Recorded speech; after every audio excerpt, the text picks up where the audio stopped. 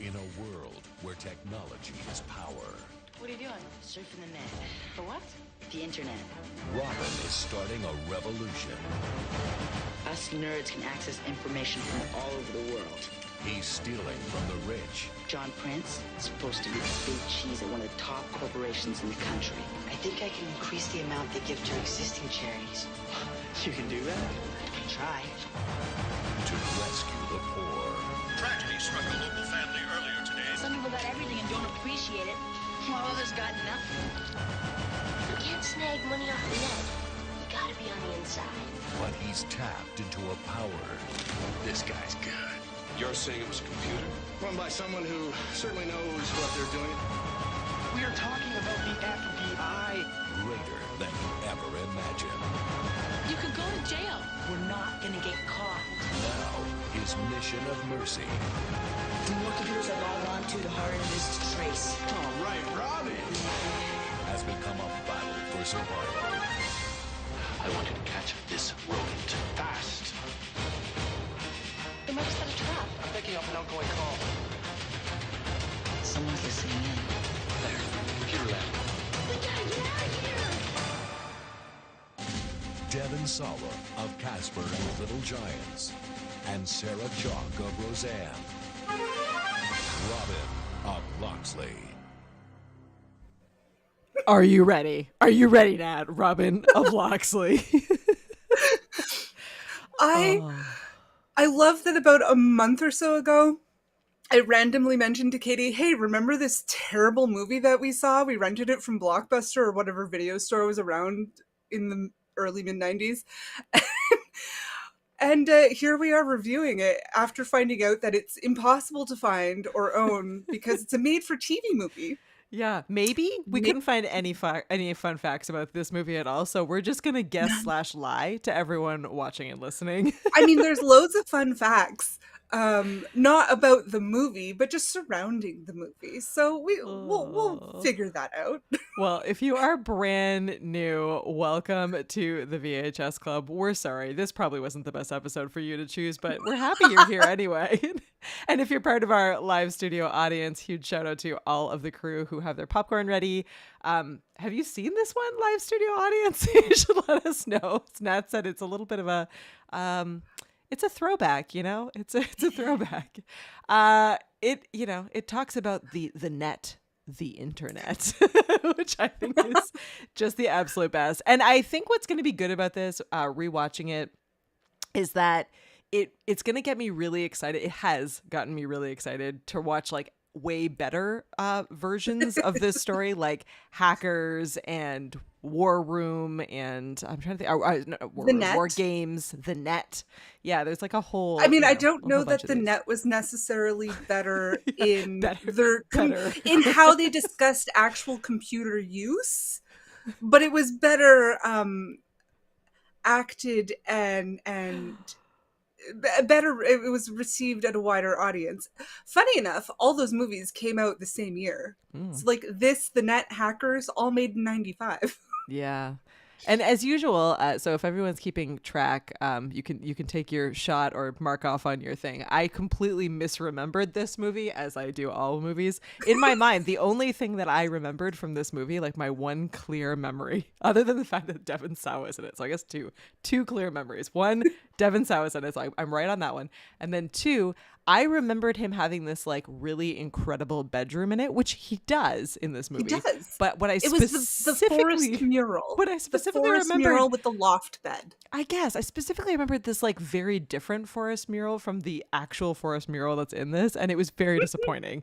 I was like, wow, big room for this lottery winning child, but like, where did the mural go from my dreams? It was not it was there, but not really. I have to say, I remember it being like a painted forest with like sunlight coming through. Like yes, and I thought it was foliage on all of the walls, and it's not. Maybe I'm thinking and of a it's different really movie. just on an accent wall, and it's like And a it looks like a real photo. photograph Yeah. wallpaper. So yeah, I did have that too. It's funny, we had the exact same memory about this. It's called the Mandela effect. Maybe we're Hey man, starting to lose it. The younger generations are trying to erase Gen X / Nintendo Gen's memories on the internet right now. I don't know what that's about. So I don't think it's Mandela effect. I think something's actually happening. They just like redid this movie, released it only They on redid YouTube that one just scene. to screw with us. Yeah, exactly. Hey, this movie, so for all of our viewers, you can find this, and I don't want anybody to get in trouble, but you can find this free on YouTube. Because the movie is of so little consequence, I don't think anybody will get in trouble for streaming this free on YouTube. Yeah. But yeah, so you can find it. It is available pretty much only on YouTube to watch. I think Tubi is supposed to release it soon. It's on their docket to be released. Yeah, I was all like, as many of you know, if you know me at all, I am a rule follower. So I was like, so I look up, as I do with everything. I'm like, where to watch Robin of Locksley? Totally misspelled. I told Locksley. you YouTube, Katie. And it was like YouTube, and I was like, no, I want to pay for it. And so then it came up, and it was like Tubi, and I'm like, great. And so then I logged into Tubi because I have an account, and they were like, not yet, no. Not yet. so yeah. And so me as a child of the generation of this movie, no, I'm not paying for the internet, and I'm not paying to watch something on the internet. Of course, I'm actually paying for stuff, but but principles. You aspire yourself to be a hacker. All right. Well, I do not. No, don't say that. We will get canceled. I have not done anything like that ever or since the 90s. No, ever. Absolutely not. Absolutely not. No, Scout's honor. So do you want to dive into the very detailed storyline of this movie in which Paul says, and I quote, "I watched this movie the other day. I will never get that time back." So it's a favorite. It's a fan favorite. Accurate. So it's a modern, circa 1995, adaptation of Robin Hood. Robin Hood, steal from the rich, give to the poor. People get in trouble, but ethically they're right, but legally they're wrong. This is the story. So in this, Devon Sawa's parents win the lottery.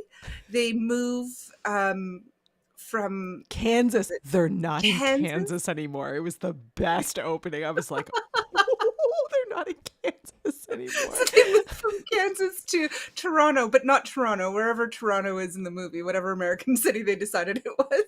Was it Seattle. Missouri? They moved to Seattle. Yeah. I'm like, it's Toronto, but which they checks moved to out because that's Seattle. like the home of the internet at the time, right? Yes, like that's Seattle. True. That is true. And they buy a horse ranch, which I'm like, are horse ranches big in Seattle? I don't think so. I don't. Not that I know of, but maybe if you won the lottery in the 90s, Maybe. if you won $20 million in the 90s, were you able to buy a horse ranch? It was apparently a $5 million horse ranch, so we'll see.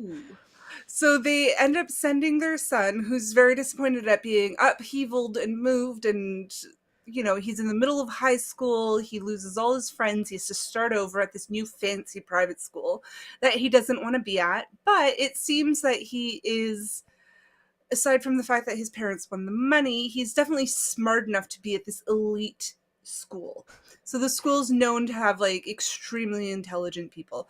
He right off the bat shows us he's very good at computers. He's doing stuff on computers back in 1995 that even the FBI didn't know that was possible.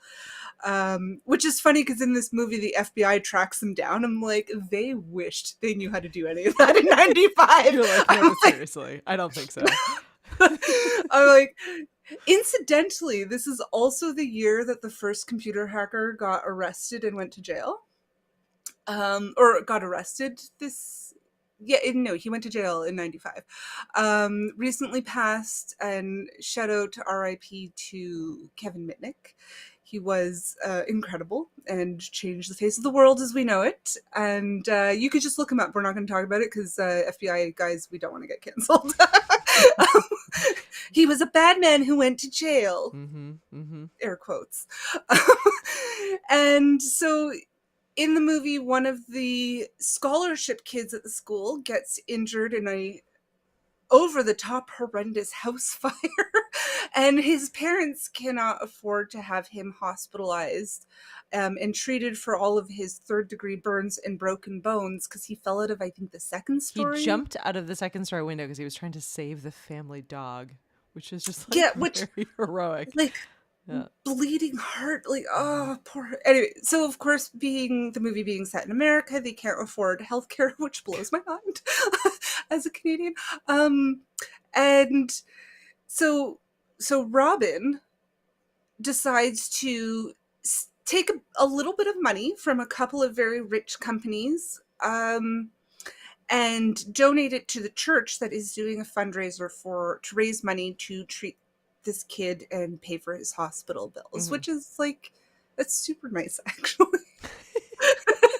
Like, he did the right thing when really, like, this kid goes to this Ivy League school, and granted he's a scholarship, like, really these kids could have just given their lunch money and it would have paid for his hospital bills. But well, that they do kind of like make I will say, for being like a fairly campy, terrible movie, they do actually a decent job of making the rationale, at least to a teenager, make sense. They're like his only friends are, you know, the other kind of like misfits at the school, and then Marion, who is the maid Marion character, who is the daughter of like one of the ranch hands that works for his family, and she's like, I get $15 a week allowance, and like, but I don't get that till next week.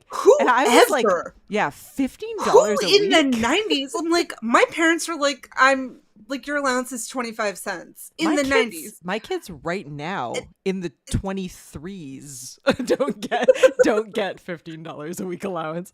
That's bananas. Yeah, she gets $15. I'm like, my parents didn't even give me my 25-cent allowance most of the time. Like, you want to buy stickers and candy? No. You go earn it. So they try, and a bunch of them say that like they, you know, and Devon Sawa's character Robin ends up also stealing from his parents and donating to some. Like, he's always, it's an equal mix. I mean, he realizes that there's kids in his extremely wealthy school. He takes what he can from his parents. And then he decides, like, well, these other parents can definitely afford more than my parents can, so we'll take a little bit from them too. Yeah, exactly. And he does try kind of like write it off under their charitable donation, so it's not like they wouldn't have got a tax credit for it anyways. But like it all works out. Yeah. But you know, the FBI is suddenly onto them, and so it's basically Robin Hood, and of course he's into archery as a hobby. And when he gets to this private school, like the mean girls or the Veronicas of the school are the Heathers. Who are the Veronicas? That's from Drag Race. Okay, deep dive people. Sorry, you can, if you want to see my brain process, you're gonna have to look up Drag Race and Heathers. Anyways, so the bullies of the school, their parents are very rich, so he decides, like, you know what, they have companies that have charity funds, so we'll just add to their charity funds to help this poor family. And of course the FBI agent slash sheriff of the story comes to arrest them at the, of course, classic Robin Hood archery competition. Ren Fair. School-wide Yes. Ren Fair, so that they're all dressed up because, you know, you need to be. To look like the classic Robin Hood. Yeah. Yeah. Which I love. I don't. So this is a fun fact, not necessarily related to the movie, but related to Robin Hood. In archery, the official terminology for when you get a bullseye and then somebody splits your arrow in the bullseye is called a Robin Hood. Perfect. It happens to me all the time, so I'm familiar with that stat. Oh, yes. Obviously, that I'm assuming would have to be done with wooden arrows. One would hope. And it seems that it's featured in every Robin Hood retelling is the arrow splitting at the competition. That's like right. it's from the original story and it's a trope in all of the retellings. So so a couple of things. One, you missed the bully to talk about the bully, and the bully is played by Joshua Jackson. He's the leader of the quote unquote mean girls. Natalie was talking about the Heathers. And I had a hard time with this because I just finished rewatching all 6 seasons of Dawson's Creek, and I love Joshua Jackson. I strongly believe he's probably like the world's nicest person. He's like the epitome of super Canadian. So I had a really hard time watching him as the bully, and he wasn't even like all that mean a bully, all things considered. But I had a really hard time watching that. He literally beat up this one kid 3 times in this movie. Yeah, but his insults are so, I don't know, maybe who knows what it's like going to school now. Childish because they're in high school. His insults are like a little ridiculous. Like I feel like now I'd be like, okay, sure. That's nice. We'll see you later. Yeah, he's the son of like the richest guy at school, which feels very believable that the richest guy in school would like, you know, be funding all of these different programs, and his son would get away with everything, which he does. So there's that whole point. And then I think my other thing that I felt really strongly while watching this was that I really wanted, so I would have rewritten this movie slightly. so here's my rewrite. Come with me on this journey.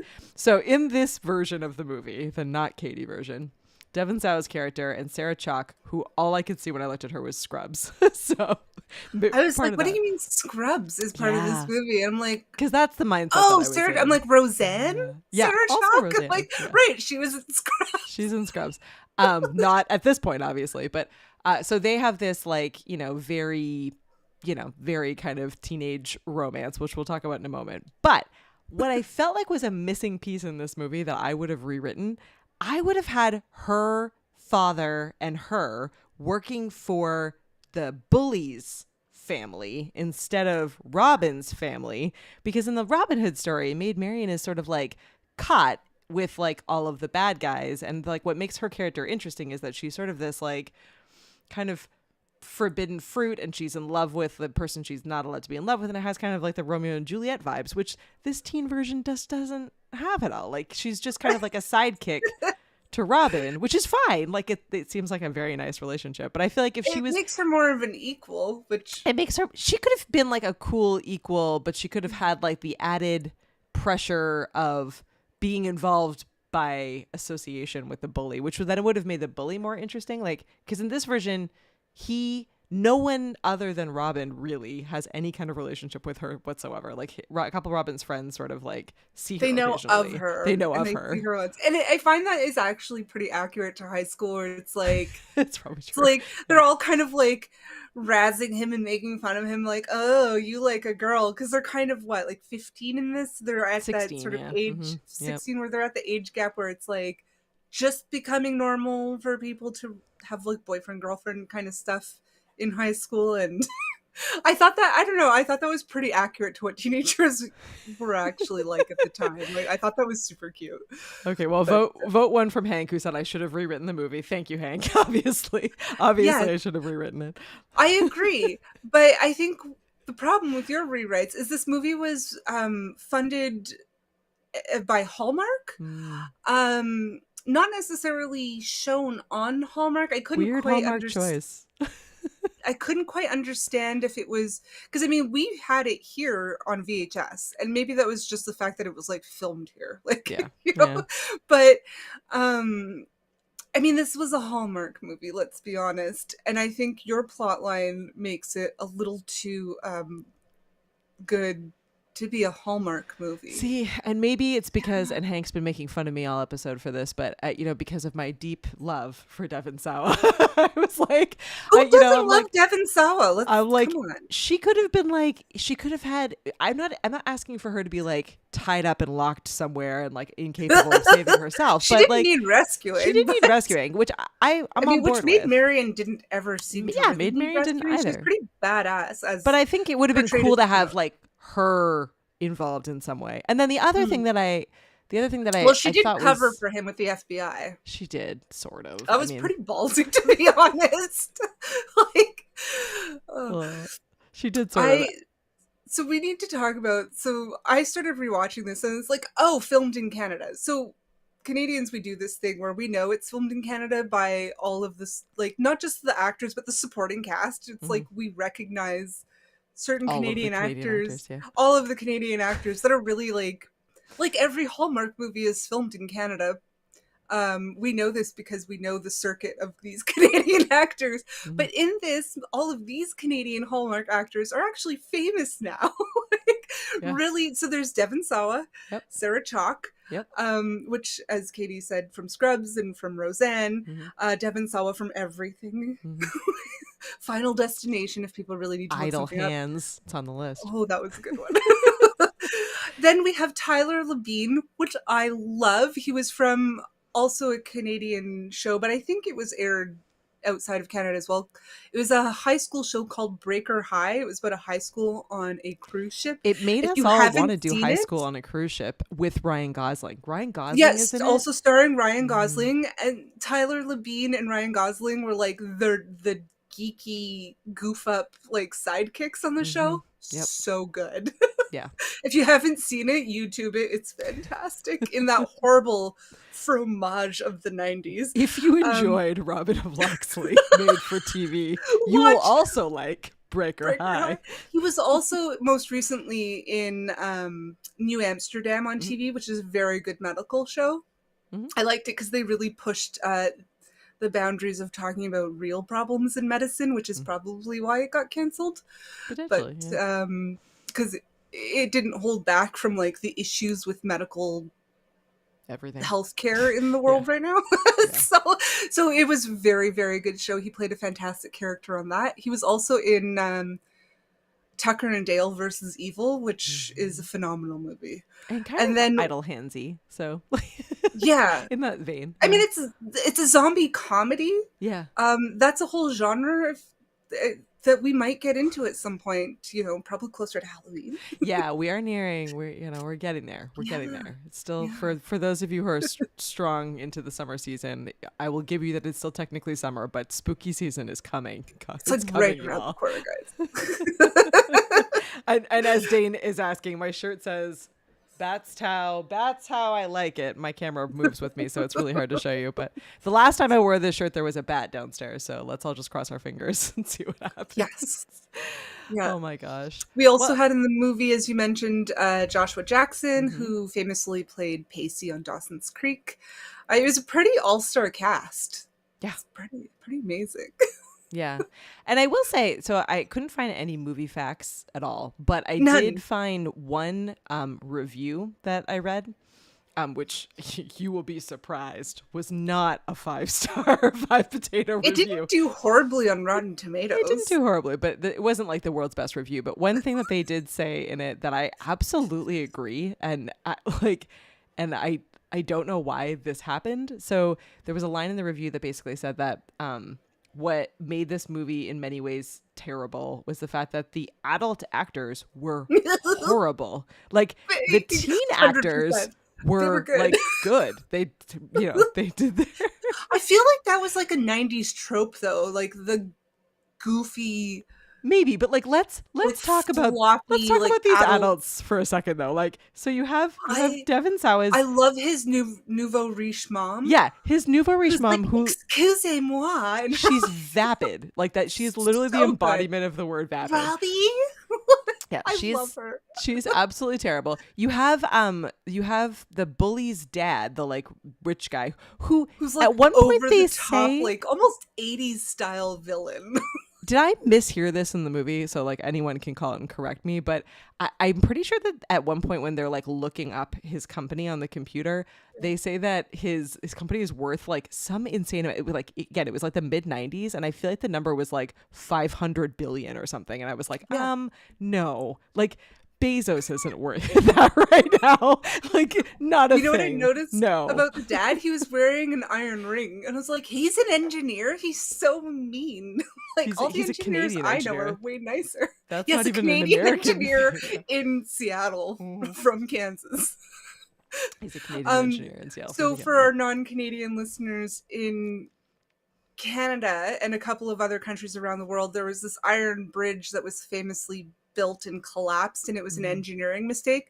So engineers wear on their dominant hand, so on their writing hand, they wear a pinky ring made of iron from that actual bridge.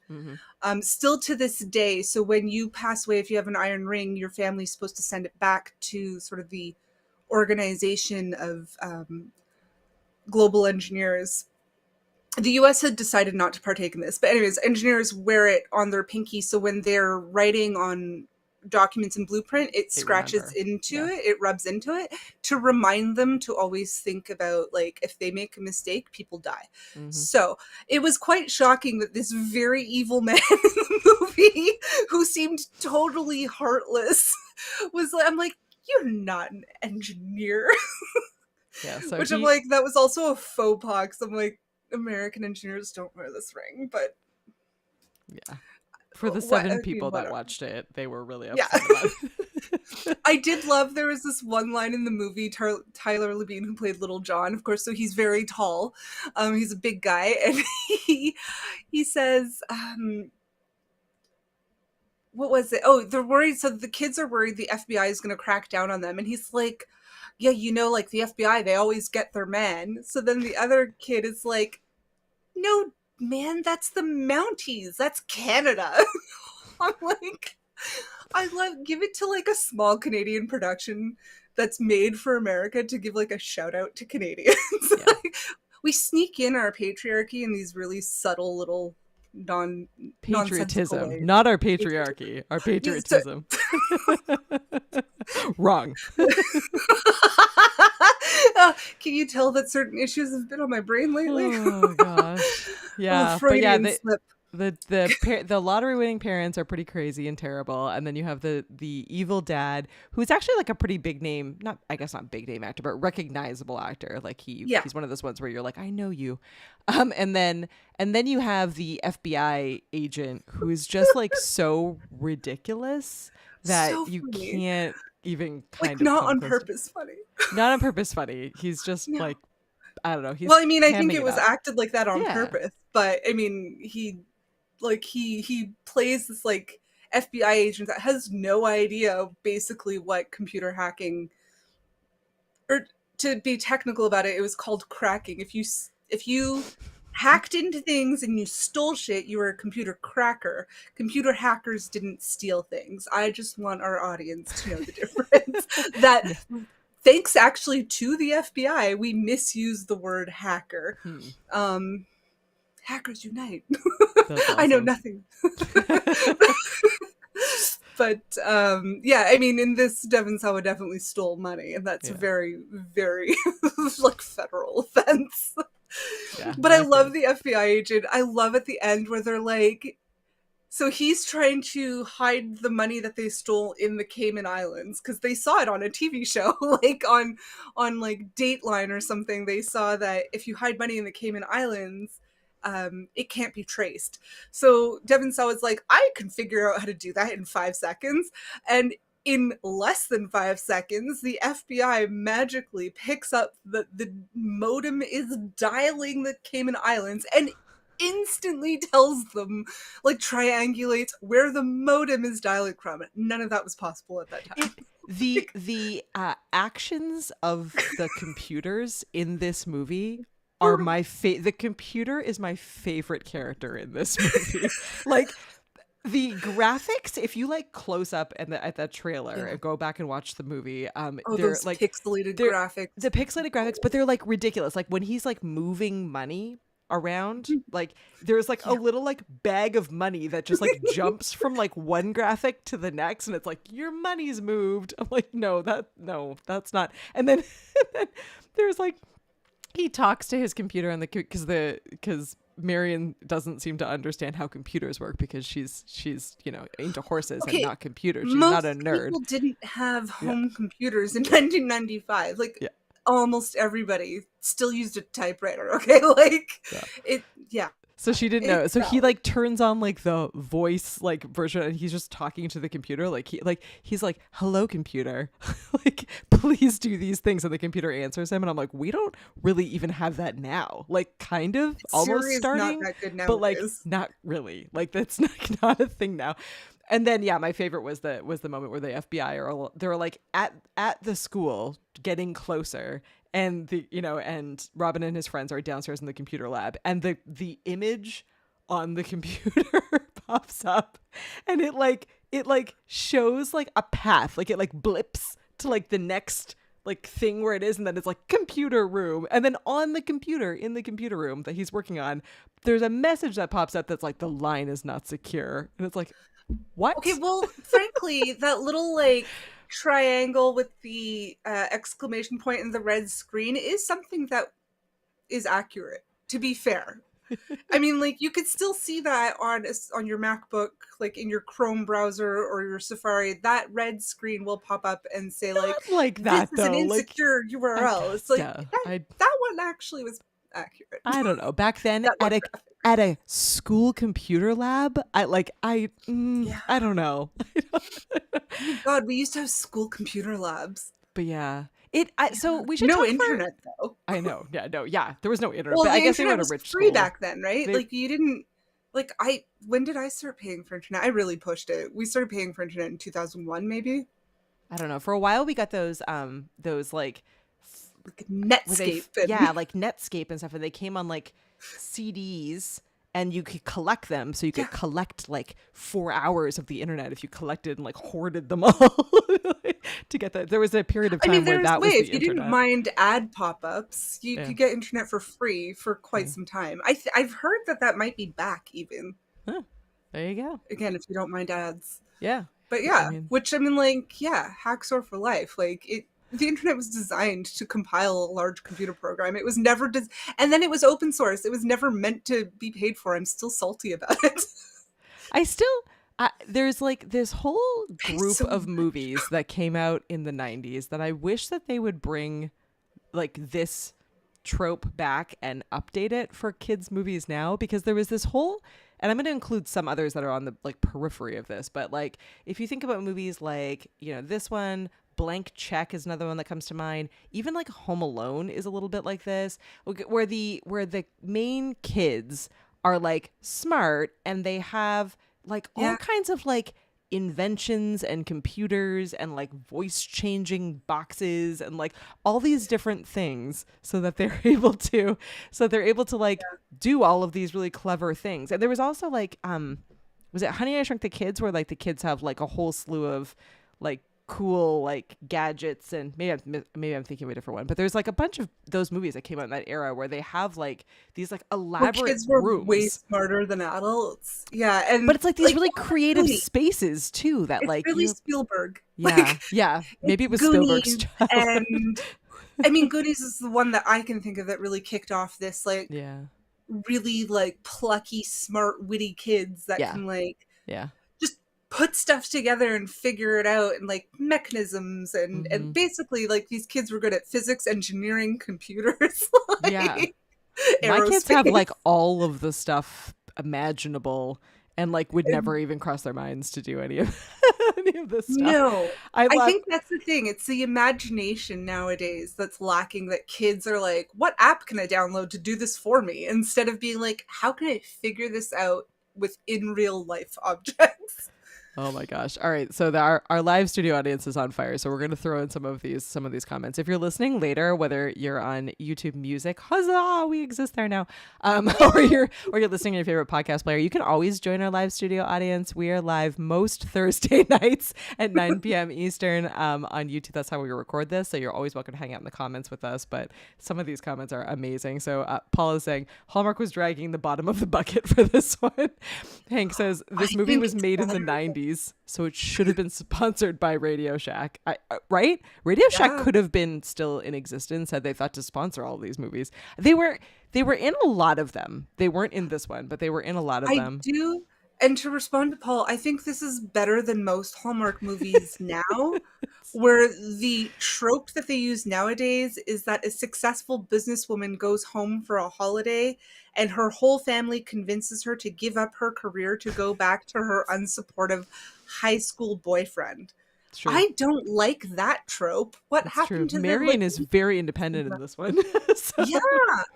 No, this is better. Everybody has like equal footing. There's bullies and then there's people that are really nice that do bad things and stupid FBI agents.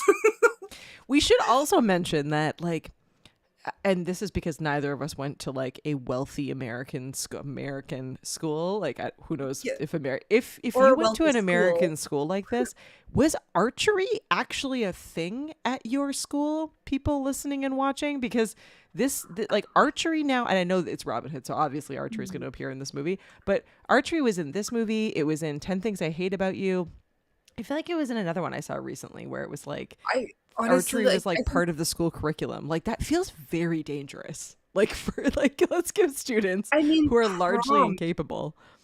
To be honest, prom is barely a thing outside of the US and American schools. Like we had prom in Canada, but it's really not. It's like a formal dance. In many cases, it was called it's the just formal a dance, and you get to wear a dress. Like it's mandatory. Like you are allowed to dress up. You don't have to. But you can. Like your parents are allowed to come and take pictures. Like that's the extent of prom in Canada. Yeah, I kind of wanted archery at my school and a Ren fair. Like how do I go back in time? I remember watching this and being like, we need a Ren fair, but I went to public school. Yeah.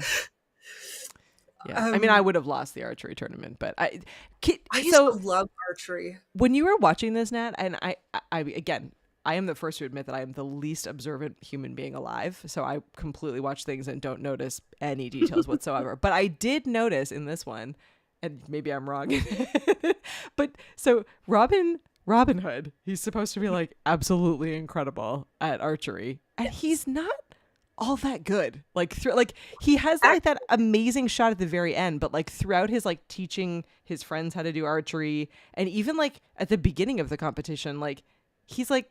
During the competition, that I noted that while I was watching it, it's in my notes, where at the beginning of the movie, he's doing these trick shots out the window and has no fear that he almost took off Marion's head. Yeah. Like, you were totally safe 100% because my shot, like... Yeah, that felt believable. Is true diehard. My shot is always amazing. Yeah. And then at the end of the movie, when they have the classic Robin Hood archery competition... They make him like a little more realistic. It's like, well, that's stupid. It goes again. Like, I get why they make him like, they want the big like, ooh, gasp that he made the Robin Hood shot at the end. But I'm like, but that goes against what we already know about the character in the movie. I'm like, they did not marry that situation. No, they absolutely opening scene. Didn't. He's a phenomenal archer. End of movie. They're like, will he make it? Oh my God, is he gonna win? I'm like. Yeah. He is. He's going to do the Robin Hood, as we learned earlier. George says that he had a kind of, sort of version of archery in Brooklyn. So, hey, I guess we just missed out. And Dane is trying to tell us that his Canadian prom was awesome, but that doesn't count because Dane went to like one of these schools where it was like lots of like academy kind of schools.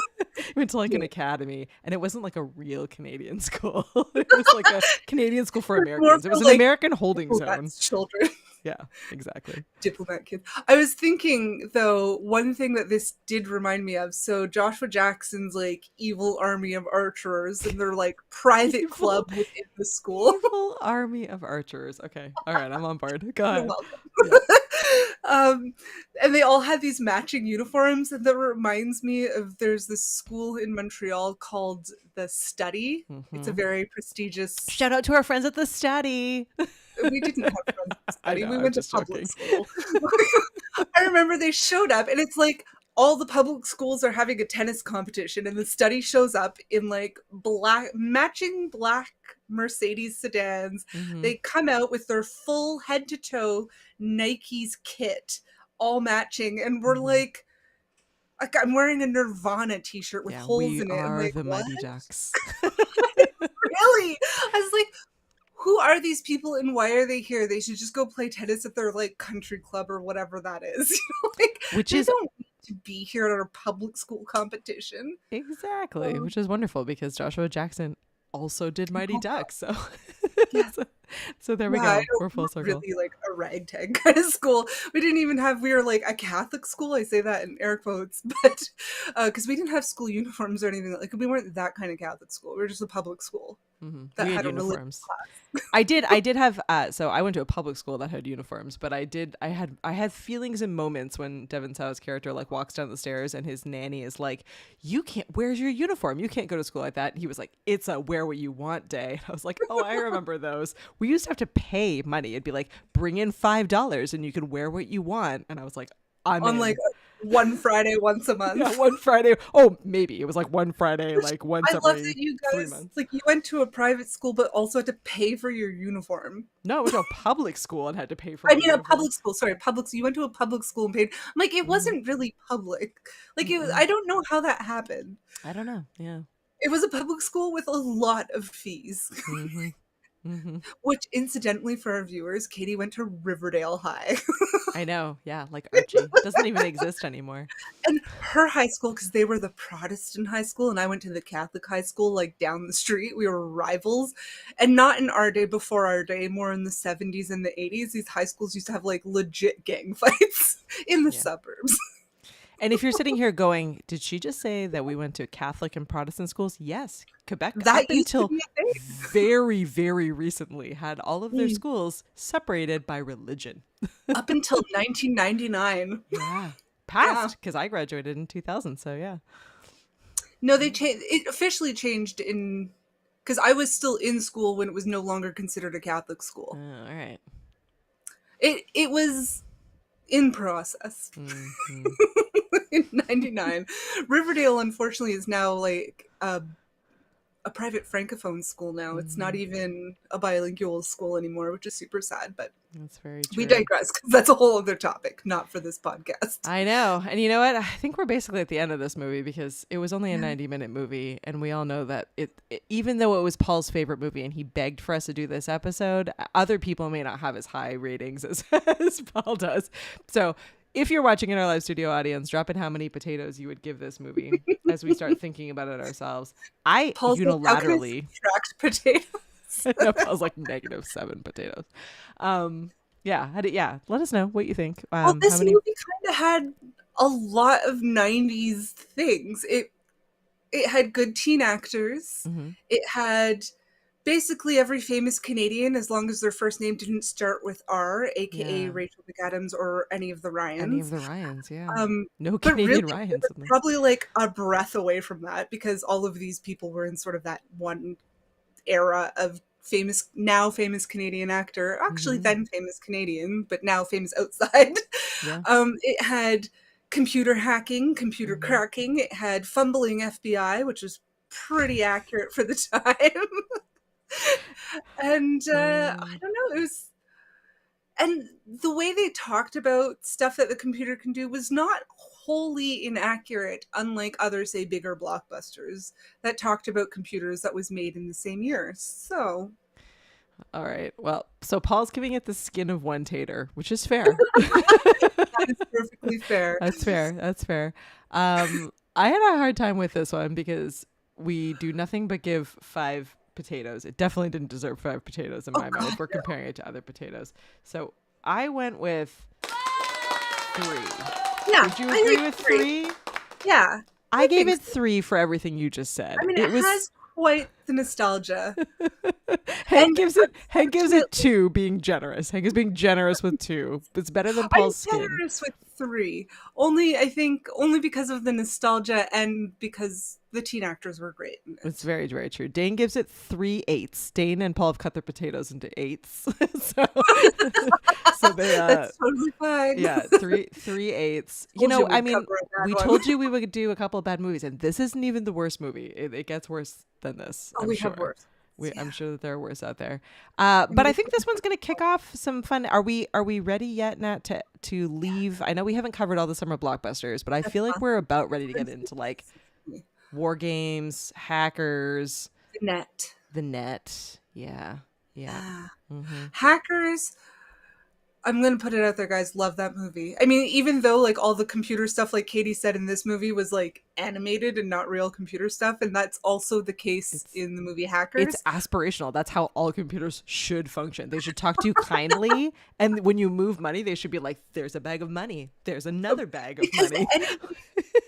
Like, not even in our lifetime have there been sacks of money. Like a brown potato sack with a dollar sign painted on it has not existed in our lifetime. Before we leave, we also need to mention the fact that like it was remarkably easy for this 16-year-old to be like, "Oh, I don't have the bank account numbers, but I do have this very expensive voice changing machine that my parents let me have, so I'll just call."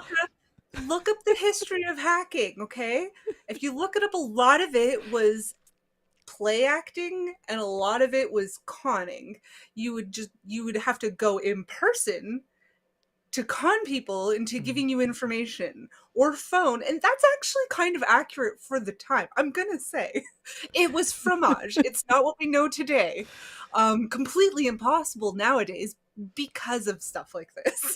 Oh, that's how it used to be done. A lot of positivity for hackers. A lot of people here in the chat are liking Hackers. Hackers is definitely one of our favorites. And this is like, if you haven't seen Hackers, this is like early Angelina Jolie. It's fantastic. Johnny Lee Miller is in it. He's phenomenal in this. Lorraine Bracco's in it. Fisher Stevenson's in it. It's Jesse Bradford's in it. Before he was hot in Bring It On, like, yeah, it was good. Oh, we could go way back to the original Tron. Yeah, look at us. We could enter a whole new era of movies. Tron and Tron Legacy. Legacy has one of the most iconic soundtracks. Tron Legacy. It's phenomenal. Anyways, but oh my goodness, PKJ. Yes. Oh my gosh. Well, thank you for suggesting this one because it was a fun rewatch.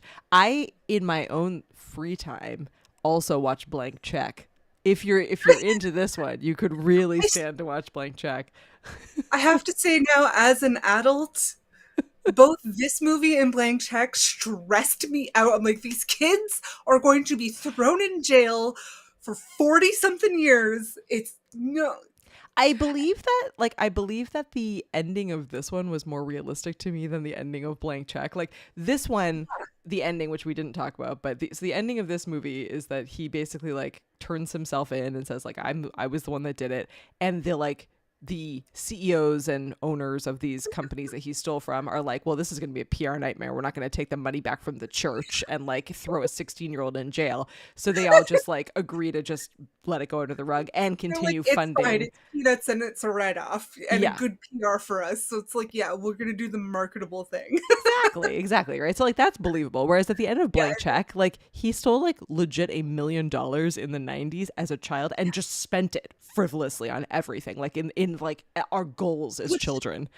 And they're like, too young to open a bank account. Like, yeah. I can't. Well, and at the end of it, they're like, it's okay because you stole it from the bad guy who stole it from someone else. And like that ending, you're like, what? And they're like, have a nice day, small child. Happy birthday. And he just like leaves. You're like, it's funny. Okay. Rewatching this, I was like, oh, Robin, you need to cover your butt on this. And I'm like trying to tell him how he should hack it better. I'm like, wait, children. Children. It's a children's movie made by Hallmark. Children. Like, of course The they're not moral gonna- of this story is that if you're going to do be a hacker or a cracker, you should have done it in the early 90s as a 14 to 16-year-old, because apparently you would get away with it at that point. Maybe. Don't do it now. Don't do it at 40 or 50. No. It's not worth it. God, don't ever do this, guys. Oh, gosh. Well, But yeah. thank you to everyone for wasting yet another almost hour with us. And we'll be back again next week. And yeah, we'll be covering one of these hacking or cracking kind of movies. And Nat can give us all the background and all the terminology. She's got a guide ready to go, everyone. I So do. if you want to learn all of the funky, fun terminology, we're going to go double facts next movie because we had no facts for this None. movie. None. Other than I Just did let look you know up, where these people are from. and yeah, and all of Oh, them it were. was nominated for 2 awards, 2 TV awards, like It was nominated for 2 outstanding awards. directing in a child's performance. I think was one of the awards, and I don't remember what the other one was, but it There was you like go. made for TV movie awards. And almost every actor, definitely all of the teen actors, were all Canadian. And Devon Sawa is happily married. So the rest of us who have just been hoping and praying, it's just, we'll have to wait it out. Except for Nat. Nat's rooting for other characters. It's all good. Oh my goodness. Tyler Val, Ruby is my hot guy, let's be honest. He's so cute. huge thank you to our live studio audience. Val says that we've made her night great. It's always so fun to see everyone's smiling faces. Doc's hanging out here with us. We have Hank. Dane is coming in from downstairs. We have Paul and George. The whole crew is here. So if you want to hang out with us next time, we always have fun in the live studio audience. It's super fun for us to see all the comments come through. So you can join us almost every single Thursday night, 9 p.m. Eastern, or you can listen wherever you get your favorite podcasts. We're now on YouTube Music. So if you swing over to the podcast section, look us up, you can follow our show and leave a review, share with friends. We really appreciate it. It makes it fun. We're going to keep doing it regardless. Not going to lie. We're just going to keep doing it anyway, but it makes it more fun. We have fun too, guys. So we love that you're having fun. We absolutely do. And keep dropping. I know we're like slowly working through our 1,000 movie deep list, but if you have a suggestion for us, or if you want to hang out with us on the show, we are still trying to bring guests on here and there, so you're more than welcome to drop a comment in or let us know what movie is your absolute favorite. So we'd love to hear that. We did it, Nat. We did Yay. it. We did it. Like, yay. Only 3 potatoes for this one, so we're not Yeah, only 5 it was- potato reviews. We're not crazy. We know this was a bad movie. Yeah. Like, this is terrible. It had nostalgic memories were triggered about the 90s, and it was fun to see computers portrayed in the 90s. Yeah. And actually, it's kind of interesting. It just occurred to me that in the movie, they portrayed the net as, which is what we actually used to call it back then, by the way. Like, Still the best. not The best quote. the best line in the movies. The net. What's the net? The internet.